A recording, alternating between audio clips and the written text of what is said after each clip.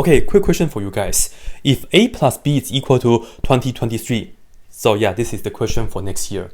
We're so ready for it. And we want a and b to be integers. It can be both negative or positive, alright? Well, the question is asking what is the smallest possible value of the absolute value of a minus b.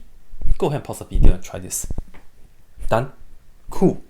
Alright, so for this kind of questions, it doesn't require too much work and you just have to think about it. Firstly, I will just put a note right here for you guys. Whenever we have an absolute value, right? I don't want to put on a minus b. Let me just put on absolute value of something, right? X. This right here is always going to be greater than or equal to 0. So the smallest possible value of the outcome of the absolute value is 0. So now the question is it possible for a minus b to be 0 with the conditions that we have? No, unfortunately not.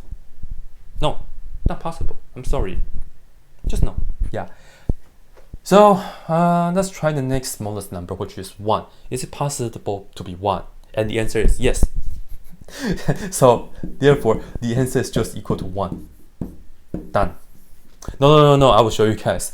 The idea is that I will just tell you guys, notice, just think about two numbers, they add up to be 2023. And I can tell you that we can have 10, 12.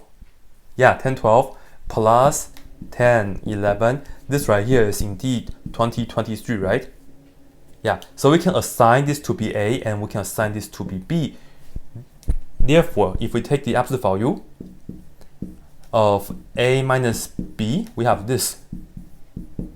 Yeah, so it's just absolute value of 1, which is just 1. That's it.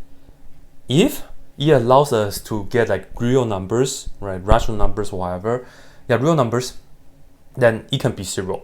Just cut this into half. So 1011.5. Yeah. 11.5. Yeah. 11.5, 10, 11.